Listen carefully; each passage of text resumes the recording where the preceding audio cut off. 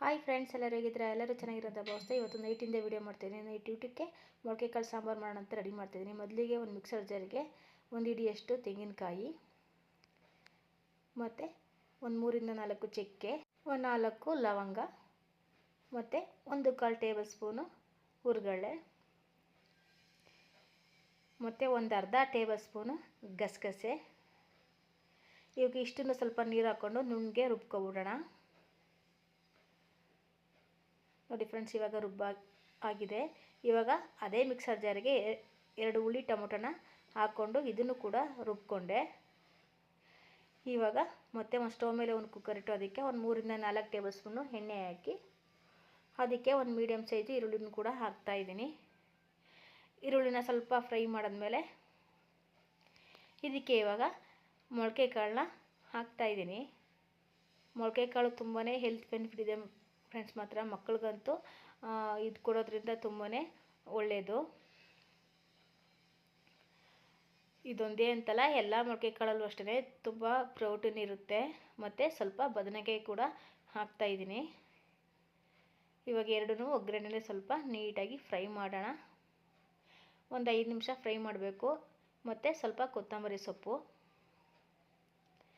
ಇಷ್ಟನ್ನು ಫ್ರೈ ಮಾಡಿ ಹಸಿ ಸ್ಮೆಲ್ಲೆಲ್ಲ ಹೋಗಿ ಸ್ವಲ್ಪ ಘಮ ಬರಬೇಕು, ಅಲ್ಲಿ ತನಕ ಫ್ರೈ ಮಾಡ್ತಾ ಇರೋಣ. ಮುದ್ದೆ, ರೈಸು ಮತ್ತು ಎಲ್ಲದಕ್ಕೂ ಕೂಡ ಇದು ಸೂಪರಾಗಿರುತ್ತೆ ಮಾತ್ರ. ಇವಾಗ ರುಬ್ಬಿ ಇಟ್ಕೊಂಡಿರುವಂಥ ಮಸಾಲೆನ ಇದಕ್ಕೆ ಹಾಕ್ಕೊಳ್ಳೋಣ.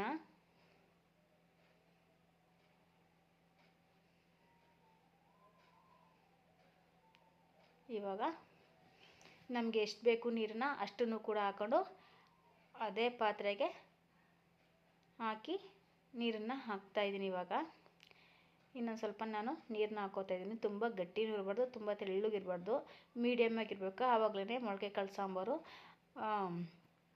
ರುಚಿ ಬರೋದು. ಮತ್ತು ತುಂಬ ಗಟ್ಟಿ ಮಾಡಿಬಿಟ್ರೆ ಕುದ್ದಾದಮೇಲೆ ಇನ್ನೂ ತುಂಬ ಗಟ್ಟಿಯಾಗುತ್ತೆ. ಹಾಗಾಗಿ ನಾನು ಇವಾಗಲೇ ಸ್ವಲ್ಪ ಮೀಡಿಯಮಾಗಿ ಮಾಡ್ತಾಯಿದ್ದೀನಿ. ಇವಾಗ 1.5 ಟೇಬಲ್ ಸ್ಪೂನು ಸಾಂಬಾರು ಪೌಡ್ರ್ ಹಾಕ್ತಾಯಿದ್ದೀನಿ. ಇವಾಗ ರುಚಿಗೆ ತಕ್ಕಷ್ಟು ಉಪ್ಪು ಇಷ್ಟನ್ನು ಹಾಕಿ ಇವಾಗ ಒಂದು ಸಲ ಮಿಕ್ಸ್ ಮಾಡಿ ಕುಕ್ಕರ್ ಲಿಡ್ನ ಕ್ಲೋಸ್ ಮಾಡಿದ್ರೆ ಒಂದಷ್ಟೇ ನಾನು ವಿಷಲ್ ಬಡಿಸ್ಕೊಳ್ಳೋದು. ತುಂಬ ನಾನು ಇದನ್ನು ವಿಷಲ್ ಬಡಿಸಲ್ಲ.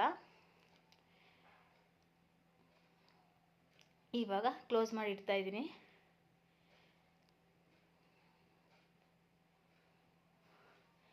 ನೋಡಿ ಫ್ರೆಂಡ್ಸ್, ಇವಾಗ ರೆಡಿಯಾಗಿದೆ. ಇವಾಗ ಕುಕ್ಕರ್ ಮುಚ್ಚಳನ ತೆಗಿತಾ ಇದ್ದೀನಿ.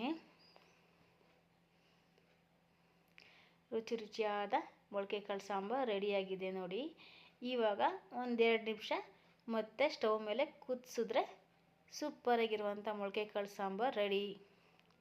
ಇವಾಗ ಇದ್ರ ಜೊತೆ ನಾನು ರೈಸ್ ಮಾಡಿದ್ದೀನಿ.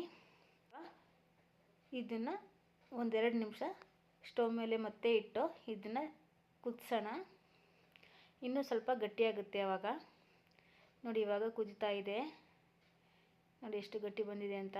ಇಷ್ಟಿದ್ರೆ ಸಾಕು, ತುಂಬಾ ಚೆನ್ನಾಗಿರುತ್ತೆ ಫ್ರೆಂಡ್ಸ್ ಮಾತ್ರ.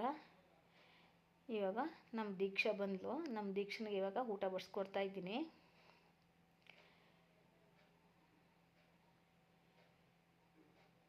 ಬಿಸಿ ಬಿಸಿ ರೈಸು ಮತ್ತು ಬಿಸಿ ಬಿಸಿ ಮೊಳಕೆ ಕಾಳು ಸಾಂಬಾರು ತುಂಬಾ ಚೆನ್ನಾಗಿದೆ.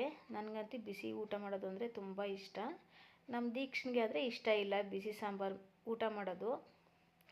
ಅವಳು ಯಾವಾಗಲೂ ಅಷ್ಟೇ ಸ್ವಲ್ಪ ತಣ್ಣಗಾದ್ಮೇಲೆ ತಿನ್ನೋದು. ಇವಾಗ ನೋಡಿ, ಇವಾಗ ಬಡಿಸ್ಕೊಟ್ಟ ಮೇಲೆ ಅವಳು ಫ್ಯಾನ್ ಹಾಕೋತಾಳೆ. ನೋಡಿ ಫ್ರೆಂಡ್ಸ್, ಇವಾಗ ರೆಡಿಯಾಗಿದೆ. ಫ್ರೆಂಡ್ಸ್, ಈ ರೆಸಿಪಿ ಇಷ್ಟ ಆದರೆ ಲೈಕ್ ಮಾಡಿ, ಶೇರ್ ಮಾಡಿ, ಕಮೆಂಟ್ ಮಾಡಿ ಮತ್ತು ಸಬ್ಸ್ಕ್ರೈಬ್ ಮಾಡೋದನ್ನ ಮರಿಬೇಡಿ. ಮತ್ತೆ ನಾಳೆ ಇನ್ನೊಂದು ವಿಡಿಯೋ ಜೊತೆ ಸಿಗೋಣ. ಅಲ್ಲಿ ತನಕ ಟೇಕ್ ಕೇರ್, ಬಾಯ್.